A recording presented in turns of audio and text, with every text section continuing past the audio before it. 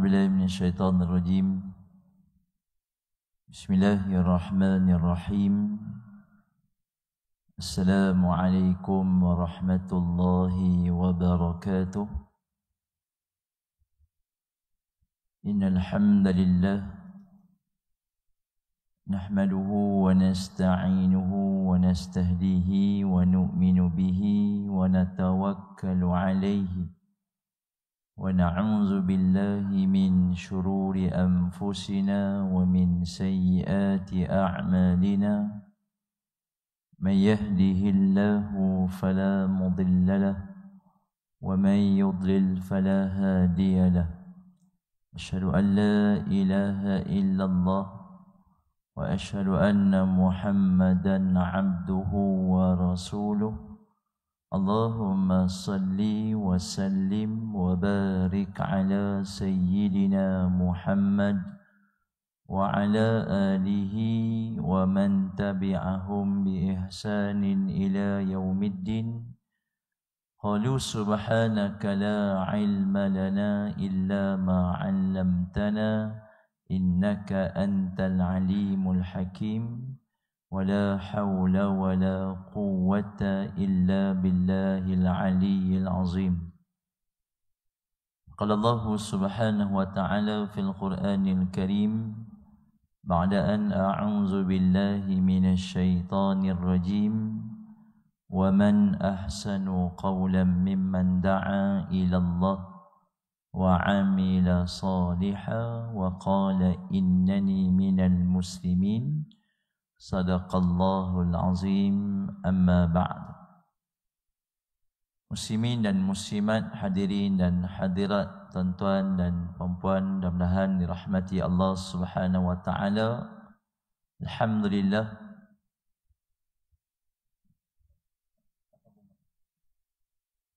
bersyukur kita pada Allah Subhanahu wa taala atas kesempatan yang Allah berikan pada hari ini dapat sama-sama kita berkumpul dalam suatu majlis ilmu pada waktu zuhur 7 Ramadan 1446 Hijriah. Mudah-mudahan Allah Subhanahu wa taala berikan kekuatan untuk sama-sama kita melaksanakan ibadah-ibadah di bulan Ramadan yang mudah-mudahan akhirnya nanti kita akan dimasukkan dalam golongan la'allakum tattaqun. Mudah-mudahan kita bertakwa kepada Allah Subhanahu wa taala. Sidang jemaah mudah-mudahan dirahmati Allah. Insya-Allah pada petang yang mulia ini saya nak mengajak diri saya serta para hadirin sekalian untuk sama-sama kita nak mengambil pengajaran daripada kisah seorang Rasul yang Allah Subhanahu wa taala ceritakan di dalam Al-Quran, iaitulah merujuk kepada kisah Nabi Isa alaihi salam. Dan alhamdulillah kita ada bekalkan kepada tuan-tuan dan puan-puan sekalian satu naskah buku kecil yang bertajuk Kisah Al-Quran Teladan Insan, iaitu Nabi Isa alaihi salam. Mudah-mudahan buku ini sedikit sebanyak boleh dijadikan sebagai panduan dan rujukan dalam usaha untuk kita nak memahami Al-Quranul Karim. Para hadirin sekalian, sebagai muqaddimah, apabila kita membaca Al-Quran, pasti kita akan bertemu dengan banyak cerita dan banyak kisah yang Allah masukkan ataupun nukilkan di dalam Al-Quran. Dan kisah yang banyak ini, tuan-tuan sekalian, pastilah di sana ada pengajaran dan ada ibrah yang perlu untuk kita ambil. Khususnya bila kita menyebut berkenaan dengan kisah para nabi. Dan kisah para nabi di antara kisah yang banyak Allah ceritakan di dalam Al-Quran. Bermula daripada kisah Nabi Adam alaihi salam sehinggalah kisah Nabi sallallahu alaihi wasallam. Jadi bila mana kita berinteraksi dengan kisah Al-Quran, maka yang lebih penting, yang utama, bagaimana kisah itu kita nak ambil pengajaran dalam kehidupan kita sebagai hamba Allah. Jadi inilah di antara tujuan dan hasrat kita untuk nak mengajak pada hari ini, sama-sama kita nak mengambil pengajaran daripada kisah Al-Quran, fokusnya kisah Nabi Isa alaihi salam. Sidang jemaah muslimin dan muslimat sekalian, sebagai muqaddimah, mari sama-sama tuan-tuan kita buka pada muka surat yang pertama. Muka surat 1 di bahagian atas fokus kepada satu firman Allah dalam surah Ali Imran, surah yang ketiga ayat 62. Allah Subhanahu wa taala berfirman, A'udzu billahi minasyaitonir rajim. Inna hadza lahuwal qasasul haqq. Wa ma min ilahin illallah. Wa innallaha lahuwal azizul hakim.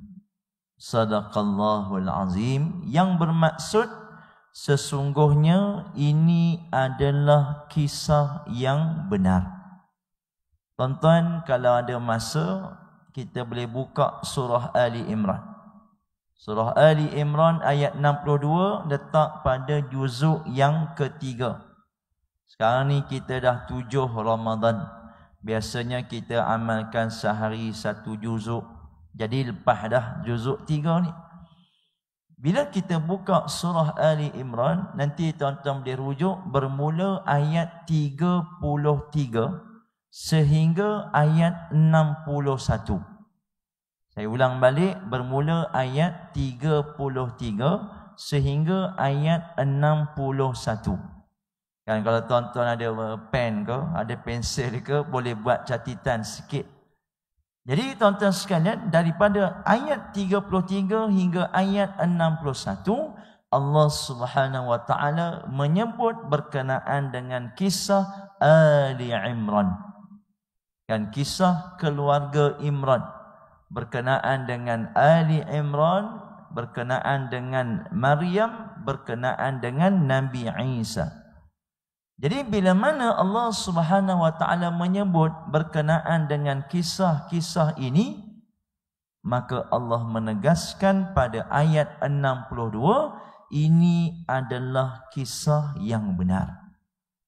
Jadi Allah menegaskan di dalam Al-Quran bahawa bila mana kita membaca kisah-kisah Al-Quran, khususnya bila kita menyebut berkenaan dengan kisah Rasul, yang mana Rasul, tuan-tuan sekalian, dia berkait dengan mukjizat, maka para hadirin, apa sahaja kisah cerita di dalam Al-Quran, kita menjadi kewajipan untuk yakin bahawa kisah itu kisah yang benar. Sebab itu tuan-tuan kita baca awal surah Al-Baqarah, Allah Subhanahu wa taala berfirman, Dzalikal kitabu la raiba fihi hudan lil muttaqin. Itulah kitab, yakni Al-Quran, yang tidak ada keraguan. Jadi awal-awal lagi Allah dah ingatkan apa sahaja berita yang kita akan temui di dalam Al-Quran, maka letakkan keyakinan bahawa ia merupakan perkara yang tidak boleh ada keraguan. Jadi sebab itu tuan-tuan sekalian, yang pertama Allah tegaskan ini adalah kisah yang benar. Yang kedua, perhatikan Allah menyebut maksudnya tiada Tuhan yang berhak disembah selain Allah. Jadi ini antara penegasan Allah bila mana Rasul yang diutuskan oleh Allah kepada umat manusia, maka semua menyampaikan seruan yang sama, iaitu mengajak umat mengabdikan diri kepada Allah Subhanahu wa taala. Tuan-tuan bacalah sedari kisah Nabi Nuh, Nabi Hud, Nabi Saleh, Nabi Ibrahim. Semuanya mengajak umat mengabdikan diri kepada Allah Subhanahu wa taala. Ini para hadirin sekalian ditegaskan lagi bila mana kita membaca kisah Nabi Isa, maka ia juga mengingatkan kepada umat untuk mengabdikan diri kepada Allah Subhanahu wa taala. Dan para hadirin sekalian, kisah Nabi Isa, tuan-tuan, kita boleh temui bagaimana keistimewaan Nabi Isa. Allah Subhanahu wa taala menyebut pada 6 nama. Tuan-tuan tengok di bahagian bawah tu yang kita tulis 6 sirah. Maknanya nama-nama Nabi Isa disebut di dalam Al-Quran. Ada kalanya ayat Allah menyebut Al-Masih, kan itu merujuk kepada Nabi Isa. Kadang-kadang Allah menyebut perkataan Isa, kadang-kadang Allah menyebut Ibnu Maryam, kadang-kadang Isa bin Maryam, kadang-kadang Al-Masih ibni Maryam, kadang-kadang Al-Masih Isa bin Maryam. Jadi ini tuan-tuan sekalian nak memberikan gambaran keistimewaan Nabi Isa alaihi salam di sisi Allah. Sebagaimana keistimewaan Nabi sallallahu alaihi wasallam yang memiliki banyak nama. Tuan-tuan, orang kata banyak nama ni memberikan gambaran keistimewaan, keagungan. Sebagaimana Allah Subhanahu wa taala, walillahil asmaul husna. Kan Allah memiliki nama-nama yang banyak, nama-nama yang hebat. Jadi ini para hadirin sekalian, apa yang kita akan temui di dalam Al-Quran. Sidang jemaah mudah-mudahan dirahmati Allah. Sesungguhnya kisah Nabi Isa di dalam Al-Quran sememangnya banyak. Banyak tuan-tuan sekalian episod kisah yang boleh kita temui di dalam Al-Quran berkenaan dengan Nabi Isa. Dan pada petang ni kita nak fokus kepada satu kisah. Bila sebut tentang kisah Nabi Isa, pastilah antara keunikan yang Allah ceritakan dalam Al-Quran iaitu berkenaan kisah kelahiran. Jadi kisah kelahiran Nabi Isa merupakan di antara kisah yang kita kata agak panjang Allah ceritakan dalam Al-Quran. Di saat Rasul-Rasul yang lain tidaklah semua Allah ceritakan kisah kelahiran mereka. Kalau tuan-tuan perhatikan dalam 25 Rasul, kan yang kita semua maklum, hanya sebahagian kecil sahaja Allah cerita tentang kelahiran mereka. Sebagai contoh, ada di sana kisah kelahiran Nabi Musa alaihi salam. Yang ni tuan-tuan boleh rujuk dalam surah Al-Qasas. Kan pada juzuk 20 awal surah Allah menyebut kisah kelahiran Nabi Musa. Kemudian ada di sana kisah kelahiran Nabi Yahya. Nabi Yahya juga ada kisah yang menarik. Dan Nabi Yahya ni juga tuan-tuan sekalian ada hubungan dengan Nabi Isa. Kalau tuan-tuan kita rujuk sekejap pada muka surat ketiga. Bila kita menyebut berkenaan dengan Ali Imran, sedikit gambar rajah untuk bagi kita nak faham. Kan bila ada gambar rajah ni sedikit sebanyak dia boleh membantu kita faham apa yang dimaksudkan dengan Ali Imran, keluarga Imran. Kan hamba yang soleh, yang mana tuan-tuan daripada Imran berkahwin dengan isterinya, dalam tafsir menyebut Hannah, dapatlah anak antaranya Maryam. Maryam memiliki seorang kakak namanya Asya yang berkahwin dengan Nabi Zakaria. Jadi Nabi Zakaria dan juga Asya dapat anak Nabi Yahya. Secara umum Yahya dan Isa merupakan sepupu.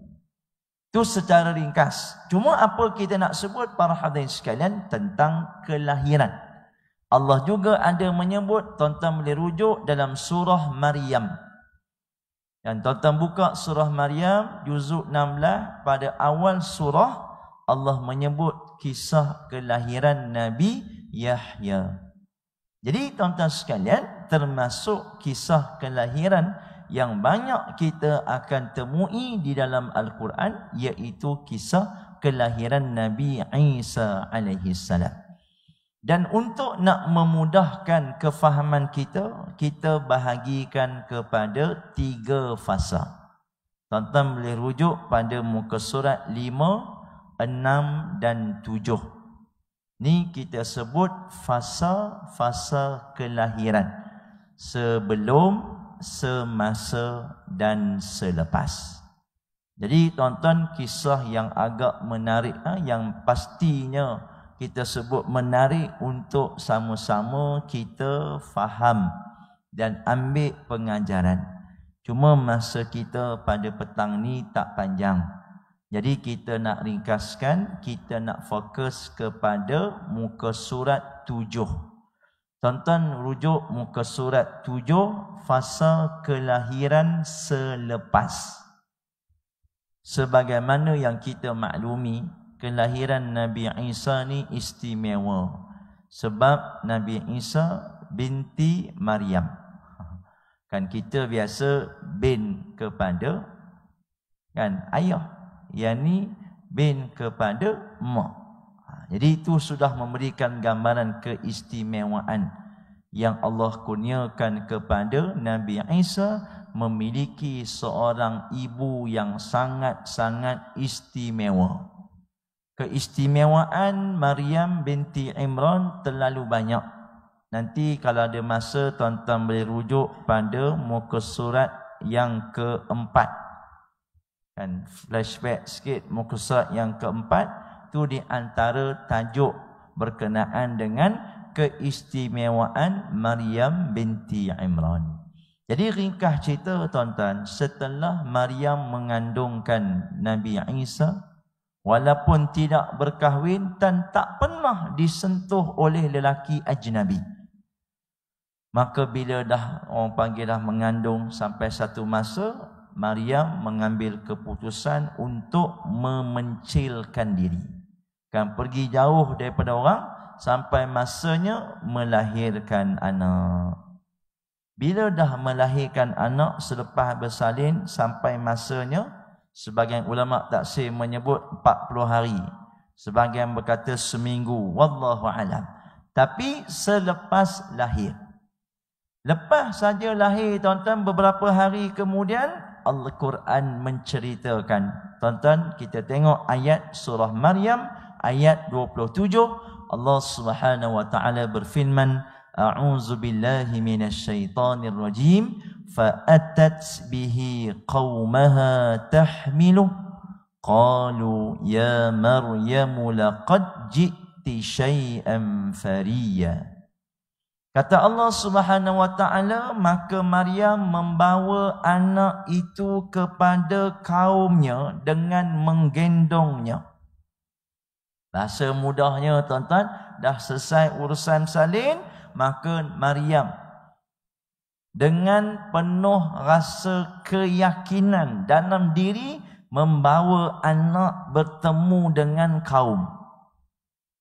Kalau tuan-tuan hari ini sebagai contoh, ada orang melahirkan anak, kita sebut bahasa mudahnya luar nikah, anak yang tak sah taraf, tu lembut sikit bunyi.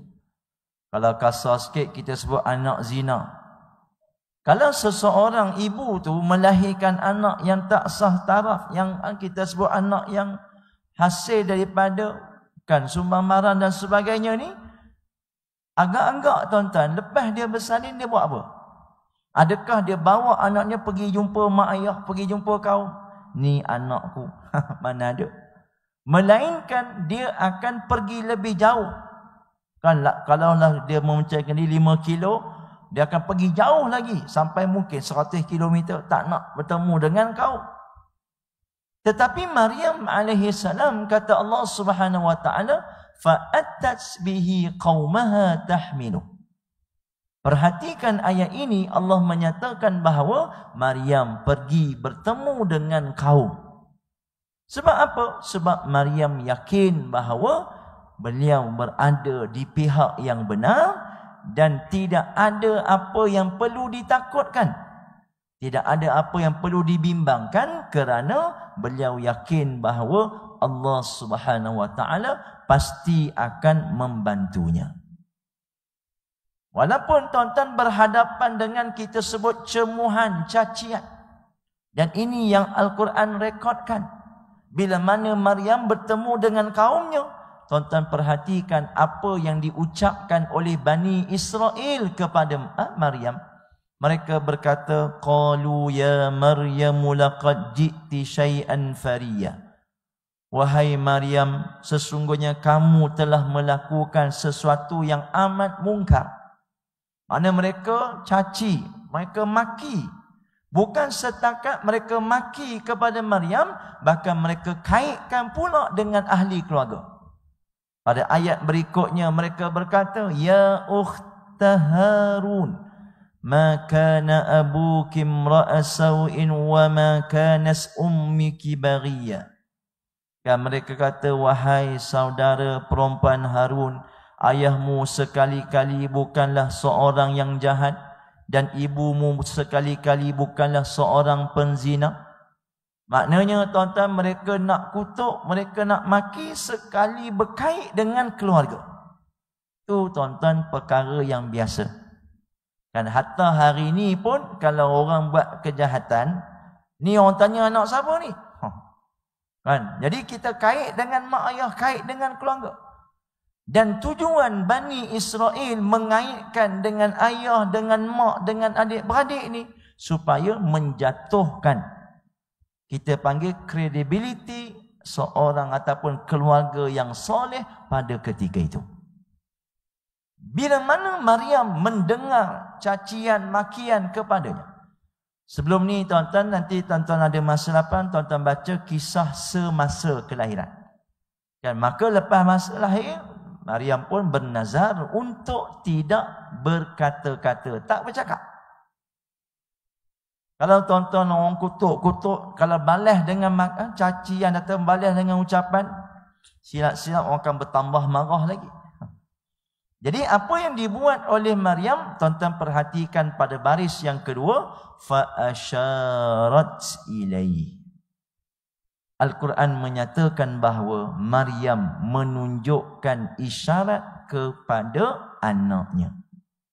Kalau kita boleh bayangkan sedikit gambaran, katalah Maryam kan kandung anaknya.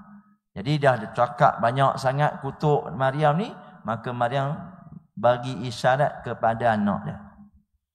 Apa maksudnya tuan-tuan isyarat itu? Supaya kaum Bani Israel, kamu nak cakap dengan anakku. Bila mana Maryam tunjuk kepada Nabi Isa AS yang ketika itu umur baru beberapa hari saja. Lalu mereka pun berkata, qalu kaifa nukallimu man kana fil mahdi sabiyya. Ini jawapan Bani Israel. Mereka berkata, bagaimana kami akan berbicara dengan anak kecil yang masih dalam buayan? Ya, macam mana kami nak bercakap dengan budak kecil ni? Dia faham ke apa yang kita cakap ni? Dia boleh ke nak bicara dengan kami? Maka tuan-tuan, bila mana Bani Israel berkata demikian, Allah Subhanahu wa taala menunjukkan kekuasaannya. Ketika inilah Allah Subhanahu wa taala kurniakan mukjizat kepada Nabi Isa yang tuan-tuan mungkin dah biasa dengar. Di antara mukjizat Nabi Isa iaitu berkata-kata ketika masih lagi, bahasa kitanya, dalam buayan. Mana masih kecil lagi umur. Dan boleh jadi tuan-tuan, selama ni mungkin kita tertanya-tanya apa yang diucapkan oleh Nabi Isa. Kan apa ucapan yang keluar daripada mulut Nabi Isa kepada Bani Israel. Dan di sinilah para hadirin sekalian, Al-Quran menyatakan Yang mana tuan-tuan ayat ini, kalau tuan-tuan biasa dalam media sosial ni, banyak orang buat kandungan konten ayat ni yang menyebut tentang apa ucapan Nabi Isa. A'udzubillahi minasyaitonirrajim. Qala inni 'abdullahi ataniyal kitaba wa ja'alani nabiyya وجعلني مباركا أينما كنت وأوصاني بالصلاة والزكاة ما دمت حيا وبرا بوالدتي ولم يجعلني جبارا شقيا صدق الله العظيم. Tuan-tuan sekalian, beberapa ayat dalam surah Maryam ayat 30, 31, 32 dan hakikatnya ada satu lagi ayat 33. Wassalamu alayya yawma wulidtu wa yawma amutu wa yawma ub'atsu hayya. Itu di antara kita sebut ucapan yang keluar daripada mulut Nabi Isa. Yang kita nak fokus tuan-tuan sekalian pada perkara yang pertama. Nabi Isa sebut kepada Bani Israel, qala inni abdullah. Inilah ucapan pertama yang kita mesti faham. Nabi Isa tidak berkata kepada Bani Israel, aku ni Isa, ni mak aku Maryam. Tetapi Nabi Isa berkata, inni abdullah. Sesungguhnya aku hamba Allah. Tuan-tuan, perkataan inni abdullah dibahaskan oleh para ulama mempunyai makna yang sangat banyak. Makna yang tersirat sekurang-kurangnya ada dua perkara. Pertama, nak menjawab tuduhan yang dilemparkan oleh Bani Israel yang menyatakan ibuku ni kan ayah mak aku ni seorang penzina dan sebagainya, sedangkan aku ni abdullah, hamba Allah. Apa maksudnya kata para ulama? Nabi Isa nak bagi tahu kepada Bani Israel bahawa sesungguhnya aku diciptakan atas kekuasaan Allah. Sebagaimana Allah Subhanahu wa taala menciptakan Adam. Allah menciptakan Adam, tidak ada ayah, tak ada mak. Maka begitulah juga Allah Subhanahu wa taala menciptakan Nabi Isa atas rahim ibu, tidak ada lelaki. Kan maknanya bapa secara mudahnya, yang mana itu semua merupakan kekuasaan Allah. Yang kita biasa sebut kun fayakun. Bila Allah berkehendak jadi, maka jadilah ia. Jadi untuk kita nak faham bahawa sesungguhnya penciptaan, kelahiran Nabi Isa ni merupakan suatu bentuk kekuasaan Allah Subhanahu wa taala. Boleh jadi tuan-tuan perkara luar biasa, tetapi bila disandarkan kepada Allah, ia merupakan perkara yang tidak mustahil. Itu yang pertama. Yang kedua, secara ringkas, bila Nabi Isa berkata inni abdullah, aku hamba Allah, para ulama menyatakan bahawa ia nak menjawab kesesatan umat kemudian. Bila mana ada sebahagian manusia yang hari ini kita sebut Nasrani, Kristian dan sebagainya, yang menganggap Nabi Isa ni sebagai anak Tuhan. Kan ada yang menganggap Isa ni anak Tuhan. Nabi Isa berkata, abdullah, aku ni hamba Allah. Bahkan yang lebih ekstrim lagi, menganggap Nabi Isa sebagai Tuhan. Maka semua itu ditolak bila mana kita membaca ayat ini, inni abdullah, sesungguhnya aku hamba Allah Subhanahu wa taala. Jadi ini tuan-tuan suatu ucapan yang kata para ulama tidak lain dan tidak bukan ilham daripada Allah. kepada Nabi Isa untuk berkata-kata dengan perkataan yang fasih. Kan, yang faham, difahami oleh manusia. Sekalipun mereka beranggapan macam mana kami nak berbicara dengan seorang budak kecil dalam buayan. Tetapi bila Allah berkehendak untuk memberikan kuasanya, maka kun fayakun. Jadi, maka jadilah. Dan inilah para hadirin sekalian, di antara peristiwa yang Allah Subhanahu wa taala rakamkan di dalam Al-Quran untuk sama-sama kita ambil pengajaran, ibarah daripadanya. Mudah-mudahan kisah ini bukan semata-mata untuk kita baca dan kita tahu, tetapi kita nak faham dan bagaimana kita nak mengambil pengajaran daripadanya. Muslimin, muslimat, hadirin dan hadirat, mudah-mudahan dirahmati Allah Subhanahu wa taala. Masa pun tidak mengizinkan untuk kita nak lanjutkan, dah lebih setengah jam dah. Jadi saya kira tuan-tuan sekalian, itulah sedikit perkongsian ringkas yang boleh saya sampaikan pada petang yang mulia ini sebagai mengisi kekosongan pada hari yang mulia ini. Apa yang penting tuan-tuan sekalian, bila kita menyebut tentang Al-Quran, maka yakinlah bila mana kita berdampingan dengan Al-Quran, sekali-kali kita tidak akan rugi, sama ada dunia maupun akhirat. Jadi ini antara cara yang boleh kita usahakan untuk kita berdampingan dengan Al-Quran, baca Al-Quran, faham Al-Quran, beramal dengan Al-Quran, dan mudah-mudahan Allah Subhanahu wa taala berikan kekuatan kepada kita untuk menjadi ahlullah, kan, orang yang dekat dengan Allah melalui Al-Quran. Jadi tuan-tuan, saya kira itu saja untuk sedikit perkongsian. Baki lagi tuan-tuan dalam buku ni, insya-Allah tuan-tuan boleh baca di rumah masing-masing. Mudah-mudahan ada manfaat yang boleh kita kongsikan bersama. Sebelum akhir tuan-tuan, ada sedikit pengumuman. Pertama tentang buku ni. Buku ni kita tak jual, kita beri percuma kepada para jemaah yang sempat saya singgah tempat-tempat tazkirah, khususnya di sepanjang Ramadan. Jadi tuan-tuan yang tak dapat boleh dapatkan di belakang. Yang dah dapat satu naskah seorang lah, jangan borong sampai banyak lah, kan. Jadi kita tak jual, cuma kita buat kempen. Di belakang buku ni tuan-tuan tengok, di belakang bawah kanan tu ada info tentang kempen beli dan beri.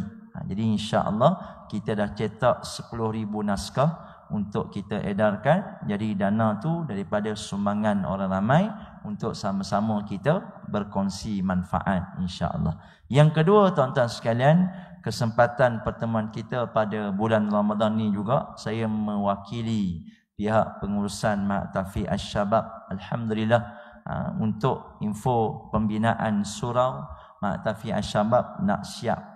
InsyaAllah kita akan mulakan guna pada lepas raya nanti. Dan sekarang ni kita dah masuk fasa yang ketiga untuk pembinaan bangunan 2 tingkat untuk menempatkan asrama, dewan makan dan sebagainya. Jadi tuan-tuan, kita buka peluang kepada tuan-tuan sidang jemaah sekalian yang ingin menyumbang dalam bentuk infak, wakaf, zakat. Mudah-mudahan sumbangan yang tuan-tuan berikan itu diberikan ganjaran yang besar oleh Allah Subhanahu wa taala. Sumbangan tuan-tuan boleh buat secara tunai, kita ada sediakan tabung di belakang, ataupun boleh tuan-tuan buat secara online. QR code pun ada, nombor akaun pun ada. Dan yang terakhir, saya juga nak mohon jasa baik tuan-tuan sidang jemaah sekalian, boleh bantu panjang-panjangkan iklan ni. Dan yang lebih penting yang saya harapkan khususnya di bulan Ramadan, untuk tuan-tuan bantu titipkan doa. Semoga Allah permudahkan urusan kami di sini, dan insya-Allah urusan kita semualah kan, dalam usaha untuk kita nak menjadi hamba yang senantiasa taat dan patuh kepada Allah Subhanahu wa taala. Wallahu alam. Terima kasih di atas perhatian. Mohon maaf di atas kelemahan dan kekurangan, dan insya-Allah kita berjumpa lagi di lain kesempatan. A'udzubillahi minasyaitonir rajim. Bismillahirrahmanirrahim. Alhamdulillahi rabbil alamin, wassalatu wassalamu ala asyrafil anbiya wal mursalin wa ala alihi wa sahbihi ajma'in. Allahumma ja'alna hadha jam'an marhuma wa tafarruqna min ba'dihi tafarruqan ma'suma. Allahumma barik lana fima baqiya min syahri Ramadan wa a'inna 'ala as-siyam wal qiyam wa tilawatil Qur'an. Allahumma ja'alna mimman sama wa qama Ramadana imanan wa ihtisaba. Wa sallallahu ala sayyidina Muhammad wa ala alihi wa sahbihi ajma'in. Walhamdulillahi rabbil alamin. Subhanakallahumma wa bihamdik, nashhadu an la astaghfiruka wa natubu ilaik. Aqulu qawli hadha wa astaghfirullahal azim li wa lakum. Wassalamu alaikum warahmatullahi wabarakatuh.